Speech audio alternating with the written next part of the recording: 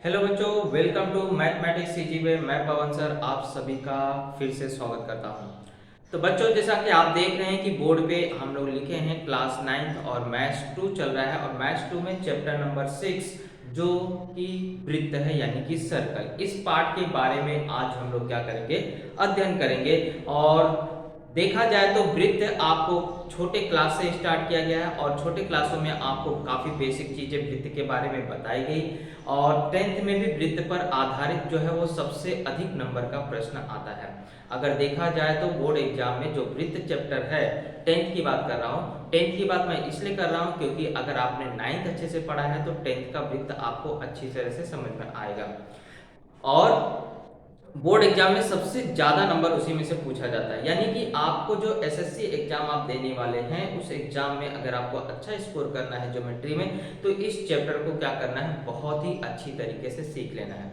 क्योंकि ये जो चैप्टर है ये थोड़ा सा बच्चों को पता नहीं क्यों टफ लगता है, जबकि है नहीं इतना कठिन, लेकिन फिर भी बच्चे इस चीज से भागते हैं। इस चीज से क्या भागते हैं, मतलब मैंने आपको बताया रेखा गणित के नाम से ही बच्चे क्या होते हैं, भागते हैं। लेकिन मैथमेटिक्स सीजी में इस चैनल का यही काम है कि आपके मैथ्स के डर को जो है वो क्या करना, दूर भगाना। और इसलिए मैं आपको यहाँ पे सारे वीडियोस दे रहा हूँ कि आपको जो मैथ्स में प्रॉब्लम है उस प्रॉब्लम को आप दूर करिए, मैथ्स को अच्छे से समझिए, मैथ्स से प्यार करना सीखिए और अपने आप मैथ्स का डर जो है आपसे भाग जाएगा। और यही मेरी कोशिश है कि मैथ्स के डर को आपसे दूर भगाना, यानी कि आप मैथ्स में अच्छा करें, यही मेरी उम्मीद है। ओके दोस्तों, तो आगे बढ़ने से पहले मैं यही कहूंगा कि मैथ्स के डर को भगाना है और मैथ्स में अगर आपको टॉप करना है तो इस चैनल से जुड़ जाइए। और चैनल से जुड़ने के लिए दोस्तों सिर्फ आपको एक काम करना है, कोई पैसा नहीं लग रहा है, कुछ नहीं लग रहा है, सिर्फ आपको लाल रंग के जो सब्सक्राइब बटन है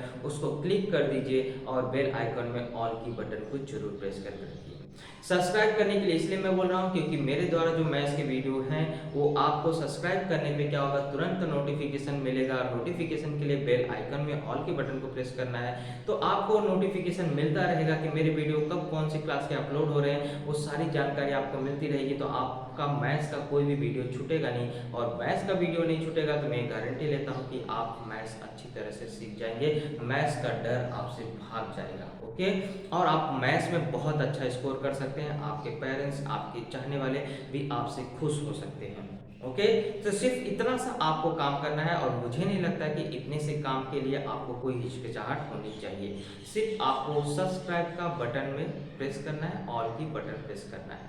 ओके, और जब वीडियो अगर अच्छा लगे दोस्तों तभी मैंने बताया कि आप लाइक करिए। और लाइक करने से क्या होता है, मुझे भी एक पता चलता है कि बच्चों को मैं जो पढ़ा रहा हूँ वो कितनी क्षमता तक पहुँच रहा है और उसमें मुझे कितनी सुधार करना है। इसलिए दोस्तों अगर अच्छा लगे तो लाइक करिए, सपोर्ट करिए और सपोर्ट करने से मुझे मोटिवेशन मिलेगा और मोटिवेशन होने के बाद मैं आपको और जितने अच्छे से तरीके से हो सकता है मैं आपके सामने गणित को रिप्रेजेंट करूंगा। ओके दोस्तों, तो चलिए स्टार्ट करते हैं आज का महत्वपूर्ण टॉपिक जिसका नाम है वृत्त। और इस वृत्त के पहले हम लोग बेसिक चीज को पहले क्लियर करेंगे, यानी कि छोटी चीज वृत्त के कॉन्सेप्ट को क्लियर करते हुए हम लोग आगे बढ़ेंगे। और एक्सरसाइज हमारे पास जानते हैं जैसे कि आपको 2 ही एक्सरसाइज करना है क्योंकि 3 एक्सरसाइज इस बार के सिलेबस से बाहर है और जब वो सिलेबस में आ जाएगा तो मैं उसको भी क्या करूंगा, पढ़ा दूंगा। फिलहाल आपको एक्सरसाइज 9th में या क्लास 9th में जो सम्स आने वाले हैं उन्हीं सम्स को मैं क्या करता हूँ, अभी आपको करा रहा हूँ। अगले साल की बात अगले साल करेंगे, उसमें आपको उससे पहले ही क्या होगा, वृत्त का वीडियो मिल जाएगा जैसे ही पोर्शन क्या हो जाएगा आपको सिलेबस में शामिल हो जाएगा। ओके दोस्तों, तो मैं वृत्त की छोटी चीज को आपको पढ़ाते हुए बड़ी सवालों पे ले जाऊंगा और आप देखना वृत्त के सम्स में आपको बहुत ही मजा आएगा। ओके, चलिए स्टार्ट करते हैं। चलिए सबसे पहले वृत्त समझते हैं, वृत्त क्या होता है। तो दोस्तों आप जब वृत्त बनाने जाते हैं तो आप क्या करते हैं, सबसे पहले कहीं पे एक जगह पे क्या करते हैं, गोला प्रकार की नोक फिक्स करते हैं, है ना, फिक्स करते हैं। जब भी आप कोई वृत्त बनाते हैं तो क्या करते हैं, एक जगह पे कहीं भी बिंदु को फिक्स कर देते हैं। तो जो बिंदु आप फिक्स करते हैं उसको बोला जाता है निश्चित बिंदु। उसको क्या कहा जाता है, निश्चित बिंदु। यानी कि आपने कर लिया कि मुझे जब वृत्त बनाना है तो मैं यहीं पे क्या करूंगा, उसे फिक्स करूंगा गोला प्रकार की नोक को, तो उसे कहा जाता है निश्चित बिंदु। और इसके बाद आप क्या करते हैं, गोला प्रकार और पेंसिल के बीच में दूरी लेते हैं। तो जो निश्चित बिंदु से आप क्या करते हैं, एक समान दूरी पर असंख्य बिंदुओं के समुच्चय को मिलाते हैं। असंख्य बिंदु के कैसे समुच्चय हुए? जब आपने गोला प्रकार यहाँ रखा, पेंसिल की नोक यहाँ रखा, तो पेंसिल की नोक से ऐसे ऐसे ऐसे क्या होगा? असंख्य बिंदु बनते जाएंगे, है ना। और ये सब बिंदु क्या होंगे? एक समान दूरी पर होगा। जैसे मैंने मान लीजिए ये मेरा गोला प्रकार का नोका और ये मेरा पेंसिल का नोका, तो मैं जब ऐसे बनाने जा रहा हूँ तो असंख्य बिंदुओं का क्या हो रहा है? समुच्चय बन रहा है। और ये दूरी क्या है? हर जगह समान है। दूरी को मैं क्या कर रहा हूँ? चेंज कर रहा हूँ क्या? नहीं, चेंज करोगे तो आपको वृत्त बनेगा नहीं। ओके, तो एक निश्चित दूरी क्या करते हैं आप? फिक्स कर देते हैं कि इसी दूरी पे मुझे क्या करना है? असंख्य बिंदुओं का समुच्चय लेना है।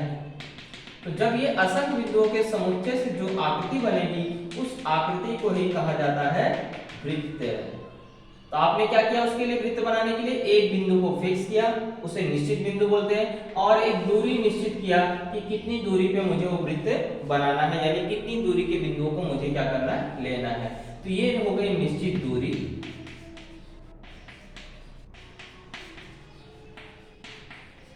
और ये हो गया आपका एक प्रतल, यानी बोर्ड पे मैं बना रहा हूं तो ये क्या है? मेरा एक प्रतल हो गया। तो आपको वृत्त की अगर परिभाषा देखा जाए तो बोला गया है किसी प्रतल में किसी निश्चित बिंदु से निश्चित दूरी पर स्थित असंख्य बिंदुओं के समुच्चय से बनी आकृति को ही क्या कहा जाता है? वृत्त कहा जाता है। तो सिंपल सी परिभाषा है कि किसी प्रतल के अंदर किसी निश्चित बिंदु से निश्चित दूरी पर, ये दूरियां हर जगह क्या है? समान है, किसी निश्चित दूरी पर स्थित असंख्य बिंदुओं के सम समुच्चय से बनी आकृति को वृत्त कहा जाता है। असंख्य बिंदु मैं क्यों कह रहा हूं? क्योंकि यहाँ पे आप जब ये वृत्त बनाते हैं तो आप क्या इन बिंदुओं को गिन सकते हैं? इसमें कितने बिंदु हैं आप क्या गिन सकते हैं? नहीं गिन सकते, कोई नहीं गिन सकता है, इसलिए उसे कहा जाता है असंख्य बिंदु। क्योंकि जो गिना नहीं जा सकता उसे क्या कहा जाता है? अनगिनत कहा जाता है या असंख्य कहा जाता है। तो इस आपको इसमें क्या है? असंख्य बिंदु है। इन असंख्य बिंदुओं के सम समुच्चय से, मतलब इनके मिलने से जो आकृति बनी है, उसी आकृति को क्या कहा जाता है? वृत्त कहा जाता है। तो बच्चों, वृत्त की परिभाषा आपको पूछा नहीं जाता है, लेकिन हमें पता होना चाहिए वृत्त किसे कहते हैं, इसलिए मैंने आपको बता दिया। अब इस वृत्त में देखिए, मैंने जो निश्चित बिंदु किया है, जिस बिंदु को मैंने फिक्स किया है, उसी बिंदु को कहा जाता है, उस वृत्त का केंद्र कहा जाता है। उस वृत्त का क्या कहा जाता है? केंद्र कहा जाता है। जो बिंदु अभी वृत्त बनाने के लिए मैंने क्या किया? जिस बिंदु को मैंने निश्चित किया था, उसी बिंदु को क्या कहा जाता है? वृत्त का केंद्र कहा जाता है, यानी कि सेंटर कहा जाता है, सेंटर ऑफ सर्कल कहा जाता है। और जो निश्चित दूरी मैंने एक समान दूरी पर बिंदुओं का समुच्चय लिया है, ये जो दूरी है हर जगह, इस दूरी को ही बोला जाता है वृत्त की त्रिज्या। इसे कहा जाता है वृत्त की त्रिज्या। इसे क्या कहा जाता है? वृत्त की त्रिज्या। यानी कि मैंने वृत्त बनाने के लिए यहाँ पे बिंदु को फिक्स किया, एक दूरी फिक्स किया, और इसके बाद ऐसा गोला घुमाने लगा मैं, तो ये जो मैंने दूरी फिक्स किया है इस केंद्र से यहाँ तक की, उसी दूरी को कहा जाता है वृत्त की त्रिज्या कहा जाता है। वृत्त की त्रिज्या को दर्शाया जाता है आर से। आर से क्यों दर्शाया जाता है? क्योंकि उसे बोला जाता है इंग्लिश में रेडियस, और रेडियस से आर आता है पहला लेटर, इसलिए उसको हम लोग किससे दर्शाते हैं? आर से दर्शाते हैं। तो इतनी छोटी सी चीज को हमने पढ़ा। पहले केंद्र क्या, वृत्त क्या होता है, केंद्र क्या होता है, और त्रिज्या क्या होती है। बाद में हम लोग इसकी परिभाषा को गणितीय भाषा में आपको मैं सब बताऊंगा। फिलहाल हमें कॉन्सेप्ट को समझना है कि क्या होता है केंद्र, क्या होता है त्रिज्या, और क्या होती है जीवा, क्या होता है व्यास। जीवा और व्यास का महत्वपूर्ण संबंध हम लोग पढ़ेंगे। ये सब चीज आप पढ़ चुके हैं, मैं ये नहीं बोल रहा हूँ कि आपने नहीं पढ़ा है, ये सब छोटी क्लासों में आपने पढ़ा है, लेकिन अभी आज के समय में आपको वो याद है कि नहीं याद है, इस चीज को मैं आपको इसलिए बता दे रहा हूँ। चलिए, आपको दो चीजें पता चल गया। यहाँ वृत्त बना दे रहा हूँ, इसमें फिर से आपको बता दे रहा हूँ। तो इस वृत्त को बनाने के लिए मैंने एक क्या किया था? केंद्र फिक्स किया था, इसी को कहा जाता है वृत्त का केंद्र।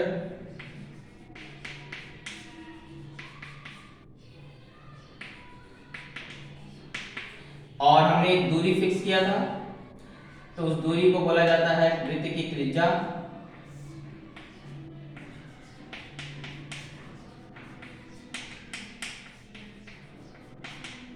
इसे क्या कहा जाता है? वृत्त की त्रिज्या कहा जाता है। अब इस वृत्त पर आपको असंख्य बिंदु है, तो आपको असंख्य त्रिज्याएं एक वृत्त में हो सकती है और सभी त्रिज्याओं का मान क्या होगा, समान होगा। तो वृत्त की त्रिज्या की अगर परिभाषा बोला जाए तो क्या होगा, वृत्त के केंद्र से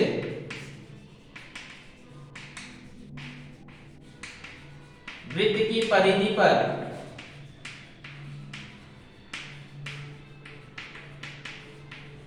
स्थित बिंदु को मिलाने वाले रेखाखंड को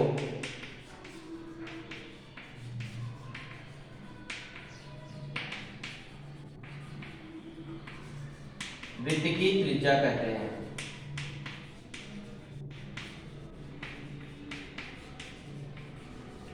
तो सिंपल सी बात है, वृत्त की त्रिज्या मतलब क्या होता है, वृत्त के केंद्र तथा ये परिधि होती है, ये आपको क्या है, वृत्त की परिधि है। इस परिधि पे कोई भी बिंदु रहने दीजिए और जब उसे केंद्र से मिला देंगे तो ये जो रेखाखंड होता है, इसी रेखाखंड को क्या कहा जाता है, वृत्त की त्रिज्या। और ये आप अच्छी तरह से जान लोगे, अगर ये रेखाखंड है तो रेखाखंड का नाम पढ़ने के लिए कितने अक्षर का उपयोग करेंगे, 2 अक्षर। तो वृत्त की त्रिज्या का नाम अगर मुझे पढ़ना है, यहाँ O है, यहाँ पर A है, तो O A क्या हो गई, वृत्त की त्रिज्या हो गई। O मान लीजिए यहाँ पे एक और बिंदु है, तो O भी क्या हो गई, वृत्त की त्रिज्या हो गई। लेकिन अगर मैं बोलूं यहाँ बिंदु C है और मैं OC से मिलाता हूं, तो ये क्या वृत्त की त्रिज्या हुई, नहीं, ये वृत्त की त्रिज्या नहीं है, क्योंकि ये बिंदु जो है वह केंद्र पर, सॉरी, ये बिंदु जो है परिधि पर स्थित नहीं है, इसलिए ये त्रिज्या नहीं होगी। और एक मान लीजिए मैंने यहां से यहां तक खींच दिया P, तो ये भी त्रिज्या नहीं होगी, क्यों, क्योंकि ये बिंदु वृत्त की परिधि पर नहीं है। तो वृत्त की परिधि पर दूसरा बिंदु कहां होना चाहिए, वृत्त की परिधि पर होना चाहिए और उसे हमेशा कहां से मिलाना चाहिए, केंद्र से। जब हम केंद्र से वृत्त की परिधि के किसी भी बिंदु को मिलाते हैं तो उस वह रेखाखंड क्या कहलाती है, वृत्त की त्रिज्या कहलाती है। ओके, तो हमें कैसे पता चलेगा कि मान लीजिए अगर डिस्टेंस त्रिज्या का मान आपको 6 है, कभी कभी प्रश्न आता है बिंदु वृत्त की परिधि पर होगा कि वृत्त के अंतर भाग में होगा कि वृत्त के बाह्य भाग में होगा। तो अगर वृत्त की त्रिज्या अगर 6 सेंटीमीटर है, डिस्टेंस ऑफ OA आपको दे रहा है 7 सेंटीमीटर, यानी कि ये त्रिज्या से क्या हो गया, ज्यादा हो गया, यानी कि ये वृत्त के कहां आएगा, बाहर आएगा। कोई भी बिंदु वृत्त के कहां आएगा, तब बाहर आएगा। मान लीजिए अगर O यहाँ पे P है, तो OP की दूरी अगर 7 है और ये त्रिज्या का मान मैं देख रहा हूँ 6 है, त्रिज्या से ज्यादा यानी कि वृत्त के बाहर, त्रिज्या से कम यानी कि वृत्त के अंदर और त्रिज्या के बराबर यानी कि परिधि पर होगा। तो अगर बिंदुओं की स्थिति पूछता है यहाँ से प्रश्न बच्चों, तो याद रखना है कि उसका मान त्रिज्या से कम है कि ज्यादा है कि बराबर है।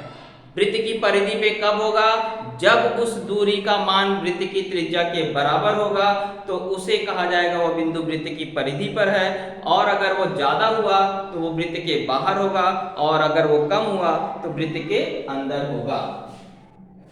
यानी कि हमेशा किसी भी बिंदु की दूरी क्या होनी चाहिए, त्रिज्या के बराबर होनी चाहिए, तभी वो क्या होगा, परिधि पर होगा। याद रखिए कि केंद्र से उस बिंदु की दूरी अगर त्रिज्या के बराबर हुई तो ही वह वृत्त की परिधि पर हुआ, ज्यादा हुआ तो बाहर होगा, कम हुआ तो अंदर होगा। ये बात को आपको ध्यान रखना है। चलिए अब आगे हम लोग समझते हैं वृत्त की जीवा।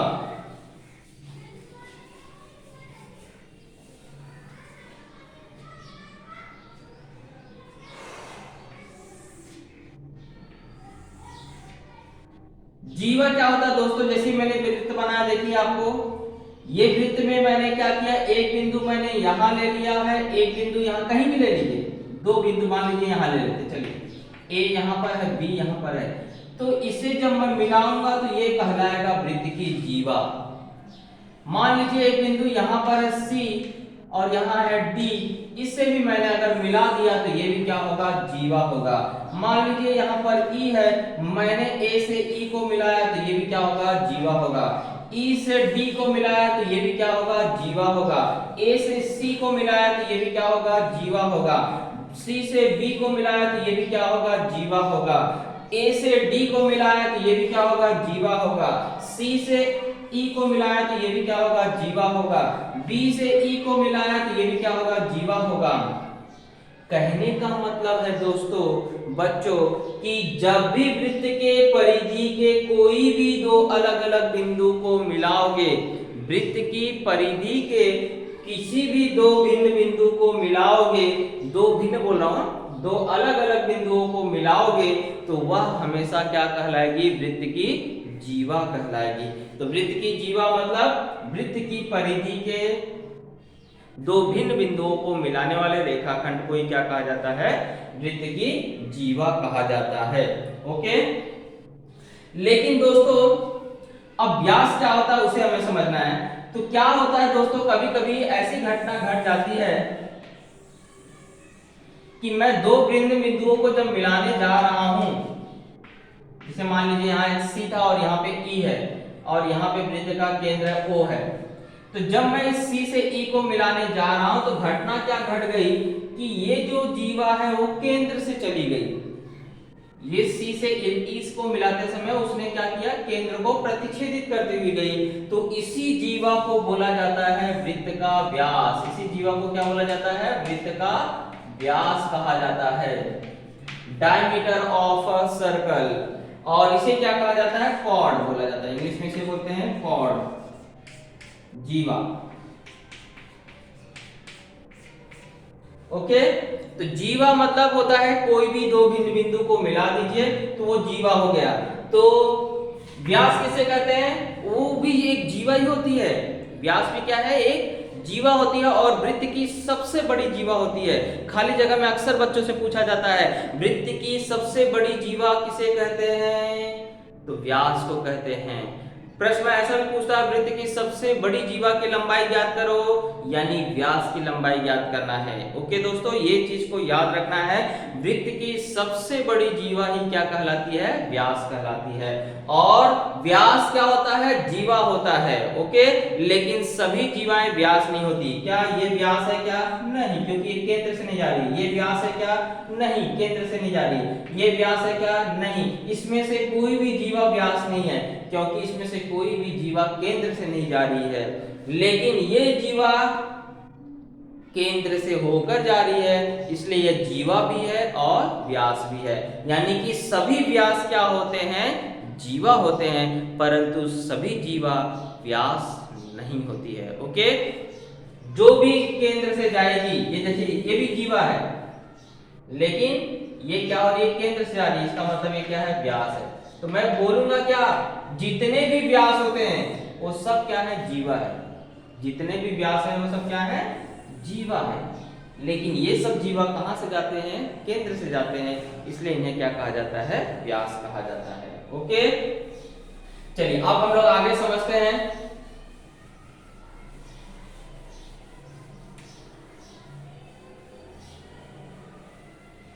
वृत्त और त्रिज्या और व्यास में संबंध।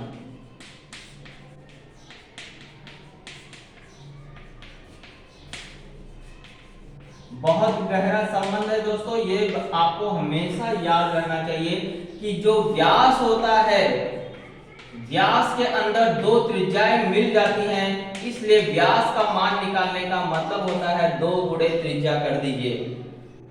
अगर आपको व्यास निकालना है तो उसका संबंध है हमेशा व्यास क्या होता है? त्रिज्या का 2 गुना होता है। त्रिज्या अगर दिया उसमें 2 का गुणा कर देंगे तो व्यास का मान आ जाएगा बच्चों। ओके, या अगर आपको त्रिज्या निकालना है, व्यास दिया है तो व्यास का आधा कर दीजिए तो त्रिज्या का मान आ जाएगा।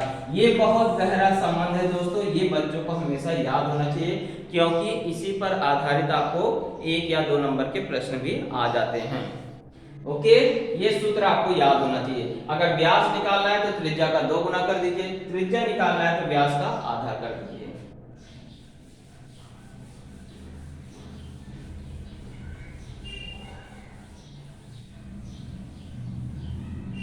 चलिए अब आपको 9 के कुछ प्रमेय पे जाते हैं, उस प्रमेय को पढ़ते हैं, इसके बाद आपको क्या करते हैं? सवालों को हल करते हैं। ओके दोस्तों, चलिए स्टार्ट करते हैं।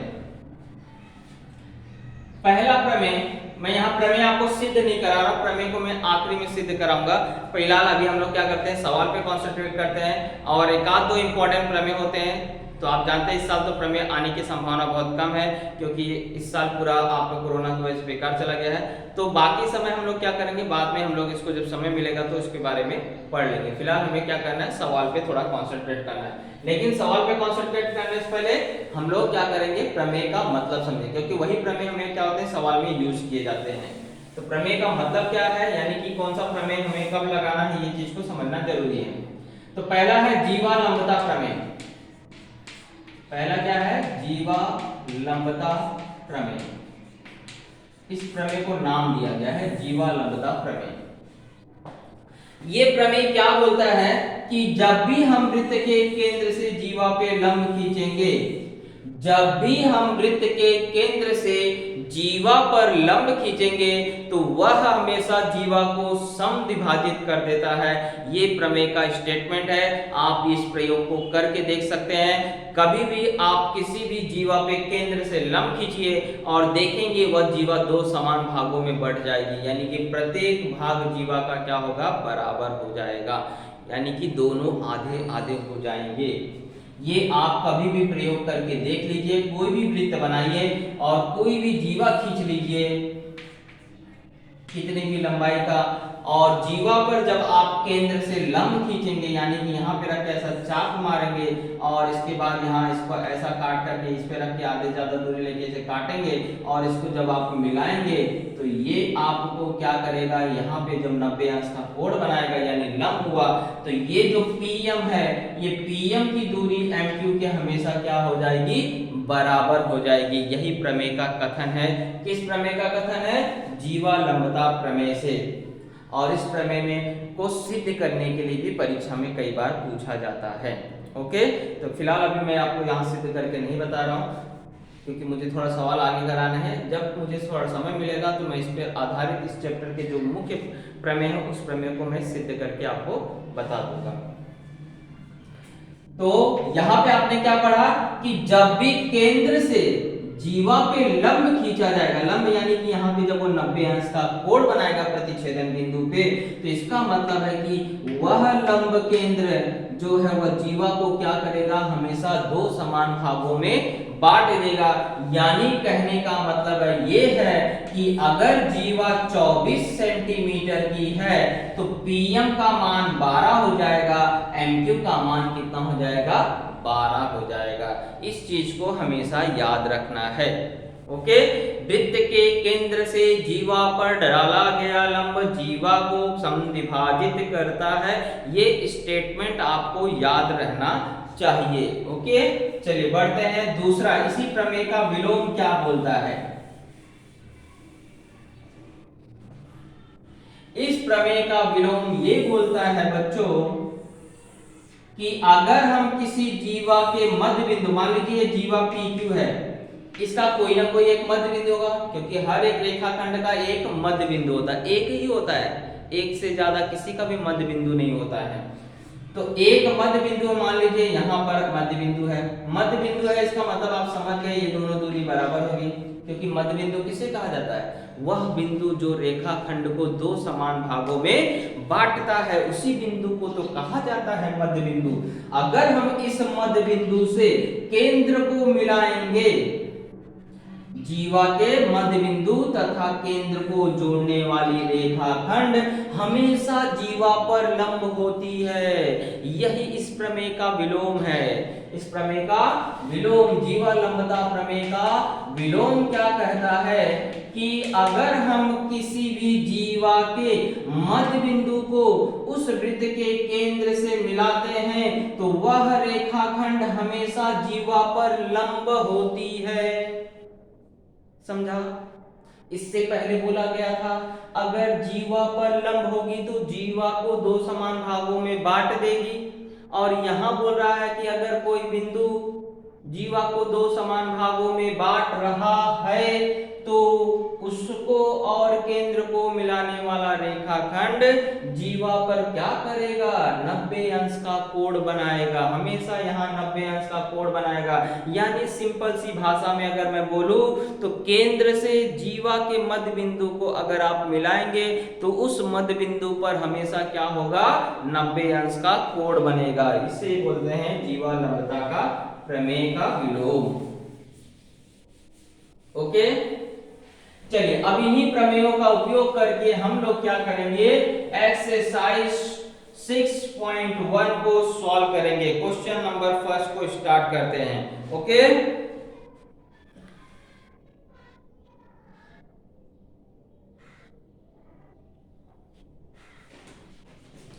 चलिए क्वेश्चन नंबर फर्स्ट ले लेते हैं। देखिए मेरे पास किताब नहीं, मेरे पास क्वेश्चन मैंने लिख लिए हैं, उसी हिसाब से मैं आपको करा दे रहा हूं। प्रश्न क्या बोल रहा है कि वृत्त के केंद्र O से मैं एक वृत्त बना देता हूं। आकृति बनी नहीं थी उसमें, आकृति बनाएंगे तभी तो समझेगा आपको। तो प्रश्न बोल रहा है कि अगर हम वृत्त के केंद्र से, केंद्र का नाम बोला है O रखने के लिए, चलिए मान लीजिए मैंने केंद्र का नाम यहां O रख दिया। केंद्र O से 8 सेमी की दूरी पर जीवा AB स्थित है। केंद्र से बोल रहा है कि 8 सेमी की दूरी पर ये जीवा स्थित है यहाँ पर, और जीवा का नाम बोला है AB रख लीजिए। और केंद्र से दूरी दिया है तो याद रखिए हमेशा दूरी कौन सी मानी जाती है, लंबवत दूरी बोली जाती है, यानी यहाँ 90 अंश का कोण बन रहा है। दूरी बोलेगा तो समझ जाइए कि वहां पर 90 अंश का कोण, क्योंकि हम लोग दूरी किसको मानते हैं, किसी भी बिंदु से किसी रेखाखंड की दूरी बोला तो यानी कि सबसे छोटी दूरी, और सबसे छोटी दूरी यानी कि लंबवत दूरी होती है। तो वृत्त के केंद्र से O से 8 सेमी की दूरी पर स्थित जीवा AB स्थित है। जीवा AB की लंबाई दिया है 12। मान लीजिए यहाँ पर बिंदु M है, तो यहाँ A से लेकर टोटल B तक कितना है, 12 सेंटीमीटर है। यहाँ से यहाँ तक टोटल दिया है, जीवा की लंबाई दिया है 12 सेंटीमीटर। तो हमें बोला है वृत्त का व्यास कितना होगा। वृत्त का व्यास बोल रहा है, व्यास मतलब क्या होता है, वो केंद्र से होके जाएगी। इस चीज को अभी आपको मैंने बताया था, मतलब आपको AC का मान क्या करना है, ज्ञात करना है। ओके, तो ये हमारा डायग्राम बन चुका है बच्चों। चलिए इसको हम लोग क्या करते हैं, सॉल्व करते हैं। सबसे पहले आकृति के बारे में थोड़ा सा बता देंगे कि O केंद्र वाले वृत्त में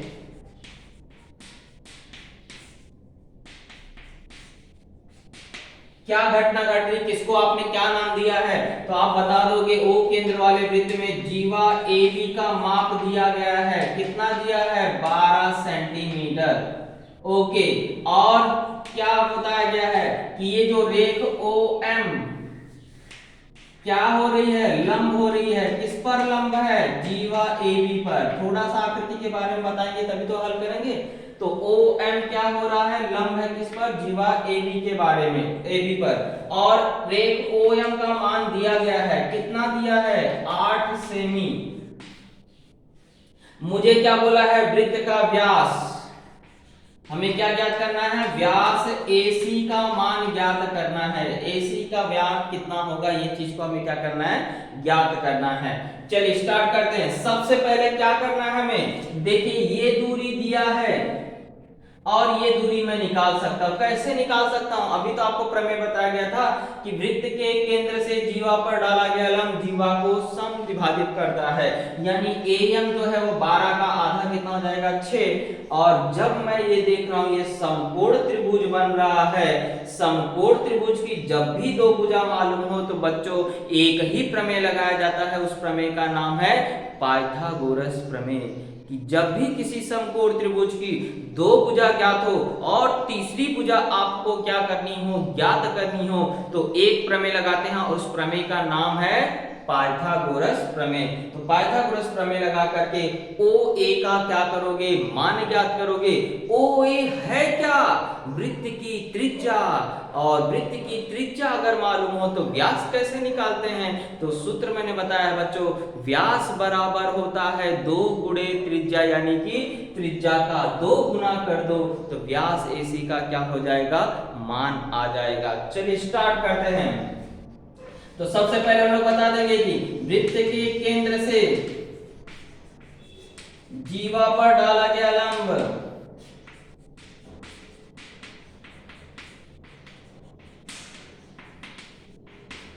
जीवा को क्या करता है, समद्विभाजित करता है। जिसको ये स्टेटमेंट याद नहीं होगा वो सिर्फ जीवा लंबता प्रमेय अगर दिया लिखा तो भी चलेगा, जीवा लंबता प्रमेय से इतना कारण लिखा तो भी चलेगा। मैं यहाँ स्टेटमेंट इसलिए लिख रहा हूँ कि जिससे बच्चों आपको याद हो जाए। चलिए तो मुझे क्या हो जाएगा, एम का मान निकालना है, तो एम क्या होगा, पूरी जीवा ए बी का आधा, आधा यानी कि 2 से भाग देना। कभी भी किसी संख्या का आधा करना मतलब 2 से भाग देना, एक तिहाई करना मतलब 3 से भाग देना, एक चौथाई करना मतलब 4 से भाग देना, 2/5 भाग करना यानी 5 से भाग देकर के 2 से गुणा करना, यही होता है उसका मतलब। ओके चलिए आगे बढ़ते हैं। ए बी का मान है 12, 12 का मैंने आधा किया तो आ गया आंसर 6, है ना। अब मुझे ये भुजा मालूम है, ये भुजा मालूम है और ये समकोण त्रिभुज है, तो मैं क्या करूंगा, समकोण त्रिभुज नाम क्या है, ओ एम ए में पा प्रमेय से, पा प्रमेय मतलब पाइथागोरस प्रमेय से। ओके चलिए, पाइथागोरस प्रमेय का सूत्र मालूम होना चाहिए बच्चों, लेकिन इसके लिए बहुत पहले आपको ये सूत्र बताया जा चुका है पाइथागोरस प्रमेय जी का, कर्ण का वर्ग बराबर पहली भुजा का वर्ग धन दूसरी भुजा का वर्ग। लेकिन कर्ण किसको बोलते हैं सर, जो 90 अंश के ठीक सामने भुजा होगी उसी को कहा जाता है कर्ण। 90 अंश बन रहा है एम पे, 90 अंश बन रहा है एम पे, यानी कि कर्ण कौन हुआ, ओ ए। सिंपल सी भाषा, जिस पे 90 अंश का कोण बना उसको छोड़ दीजिए, बचे दो नाम वही क्या हो जाएंगे, कर्ण हो जाएंगे। और आप अच्छी तरह जानते हैं भुजा का नाम 2 अक्षर से पढ़ा जाता है, इसलिए कर्ण कौन हुआ, ओ ए। तो ओ ए का वर्ग, कर्ण का वर्ग बराबर पहली भुजा किसी को मान लो, देखो 3 भुजाएं होती है त्रिभुज में, 1 2 3, इसमें से ये कर्ण हो गया, ये पहली भुजा और ये दूसरी भुजा, पहली दूसरी किसी को मान सकते हैं। तो ओ एम का वर्ग प्लस ए एम का वर्ग। चलिए ओ ए का मान नहीं दिया मतलब वो वही रहेगा, ओ एम का मान दिया है कितना है 8, तो 8 का वर्ग और ये 6 का वर्ग, क्योंकि इनके मान मालूम थे, इसका मान नहीं मालूम तो इसको ऐसे रखा। 8 का वर्ग होता है 64 और 6 का वर्ग होता है 36। कैसे आया, तो बच्चों ये छोटी छोटी बातें हैं। 8 का वर्ग मतलब 8 गुणे 8, 8 को 2 बार लेके गुणा करना, 8 हटे कितना हो जाता है 64। 6 का वर्ग मतलब 6 गुणे 6 यानी कि 36। इस तरह से वर्ग निकाला जाता है बच्चों। अब इसको जोड़ दीजिए तो आ जाता है 100, और 100 अब किसका वर्ग है ये पता कर लीजिए, 100 किसका वर्ग है, 10 का है ना, इतना तो आपको पता ही होगा। ओ ए आ गया, ओ ए है क्या, त्रिज्या है, क्या है, त्रिज्या है। कैसे पता चला, अरे भाई ये केंद्र है और ये वृत्त की परिधि पर है, तो ओ ए क्या हुआ, त्रिज्या ही हुआ ना। तो ओ ए बराबर क्या हुआ 10 आ गया। मुझे क्या याद करना है, व्यास। व्यास हमेशा क्या होता है, त्रिज्या का 2 गुना होता है, यानी 2 गुणे 10। आर मैंने किस लिए लिखा है, त्रिज्या, त्रिज्या को क्या बोला जाता है, आर बोला जाता है ना। तो 2 गुणे 10 यानी 20 सेंटीमीटर हमारा क्या हो गया, आंसर हो गया। तो हम फाइनल आंसर क्या बोलेंगे, हमारा जो वृत्त का व्यास है वो कितना होगा, 20 सेंटीमीटर। तो ये हुआ हमारा पहले प्रश्न का उत्तर। ओके दोस्तों, इसको लिख लीजिए, इसके बाद हम लोग बढ़ते हैं अगले प्रश्न की तरफ।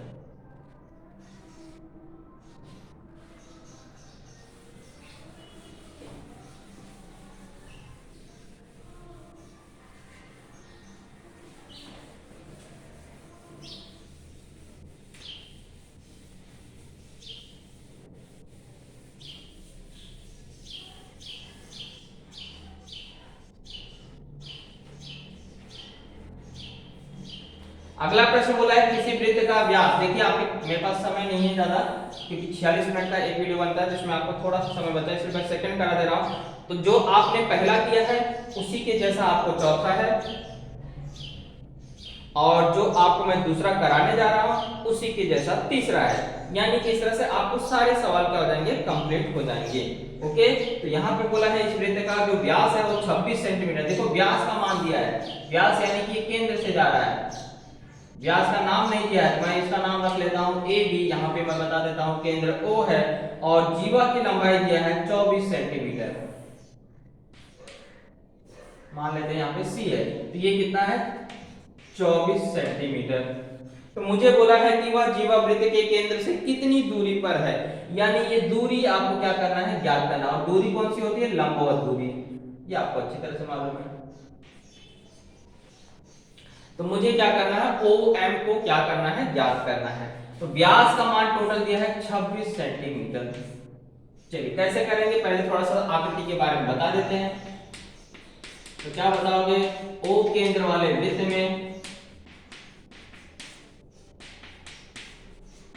यस बच्चों बताओ जल्दी से, ए बी क्या खींचा आपने, ए बी को खींचा है ना, ए बी क्या है, वृत्त का व्यास है, और ए बी का मान दिया है क्या, यस ए बी का मान कितना है 26, आपने देखा भी, ए बी वहां लिखा गया कितना है 26। एसी दिया है क्या, यस दिया है, एसी है क्या, लेकिन वृत्त की जीवा है, और एबी का मान, एसी का मान दिया है 24 सेंटीमीटर, और हमने एक रेखा खींचा है, क्या खींचा है, ओ एम लंब खींचा है, किस पर खींचा है, जीवा एसी पर। चलिए बता दिया, बहुत अच्छी बात है। अब हम लोग क्या करेंगे, सबसे पहले देखिए ये एसी दिया है, एएम निकाल सकते हैं क्योंकि हमने पढ़ा है जीवा लंबता प्रमेय से, एएम उसका ठीक क्या हो जाएगा, आधा। तो मैं स्टेटमेंट नहीं लिख रहा हूं, सिर्फ यहां कारण बता रहा हूं, जीवा लंबता प्रमेय से एएम जो है वो एसी का आधा हो जाएगा, यानी कि 24 का आधा 12 सेंटीमीटर आ जाएगा। ऐसे मुझे व्यास दिया है, मुझे व्यास की आवश्यकता है क्या, नहीं, मुझे त्रिज्या की आवश्यकता है, ओ ए ज्ञात करना है। तो त्रिज्या ओ ए, और मैंने बताया था व्यास अगर दिया हो तो त्रिज्या कैसे ज्ञात करते हैं, व्यास का आधा कर देते हैं, व्यास का क्या करते हैं, आधा, यानी कि 26 का आधा, 26 का आधा कितना हो गया 13, यानी ये आ गया 13, ये आ गया 12, पाइथागोरस प्रमेय लगाओ, ओएम का मान आ गया। तो समकोण त्रिभुज, हर एक सवाल में पहला हो चाहे दूसरा हो चाहे तीसरा हो चौथा हो, सब में पाइथागोरस प्रमेय लगाना है, और पाइथागोरस प्रमेय लगाने से पहले देख लीजिए कौन सी दो भुजा दिया है। अगर दो भुजा नहीं दिया, पूरी भुजा दिया, तो पहले उसका आधा कर दीजिए, चाहे वो व्यास दिया हो चाहे वो पूरी जीवा दिया हो, आधा करके आप ये मान निकाल लीजिए, इसके बाद केंद्र की दूरी निकाल लेंगे आसानी से। ओके, हर एक सवाल में आपको समकोण त्रिभुज पाइथागोरस प्रमेय लगाना है। तो समकोण त्रिभुज ओ एंड ए में कौन सा प्रमेय लगाओगे, पा प्रमेय से। और अभी सूत्र मैंने बताया कि 90 अंश के सामने वाली भुजा को कर्ण बोला जाता है, और सूत्र है कर्ण का वर्ग बराबर पहली भुजा का वर्ग धन दूसरी भुजा का वर्ग। सिर्फ कर्ण ढूंढना रहता है, बाकी पहली भुजा दूसरी भुजा आप इन तीनों में से कोई भी ले सकते हैं, तीनों में तो दो, क्योंकि कर्ण एक हो गया, बाकी दो बचे। अब इसमें मान रख दीजिए, इसका मान 13 है, इस बार 13 यहां लिखा जाएगा, ओएम का मान आपको ज्ञात करना है, इसलिए ओएम उतारा जाएगा, एएम 12 दिया है तो 12 का वर्ग यहां लिखा जाएगा। चलिए 13 का वर्ग मतलब 13 गुणे 13 कितना हो गया 169, ओएम ज्ञात करना है, 12 का वर्ग 144, वहां जोड़ा गया था यहां घटाया जाएगा, क्योंकि हमेशा कर्ण का मान निकालने के लिए जोड़ा जाता है और भुजा का मान निकालने के लिए घटाया जाता है। आप देख रहे हैं दोनों नंबर अलग अलग पक्ष में है, तो इस तरफ आएगा तो क्या हो जाएगा, घट जाएगा, 169 माइनस 144 हो जाएगा। याद रखिए कभी भी भुजा निकालना है तो हमेशा घटाना पड़ेगा, और कर्ण निकालना रहेगा तो हमेशा जोड़ना पड़ेगा। तो इसको घटाया, मेरा 25 आ गया। 25 किसका वर्ग है, जल्दी बताइए, 25 किसका वर्ग है, 5 का। तो हमारा आंसर हो जाएगा कि वृत्त की जीवा केंद्र से 5 सेमी की दूरी पर है।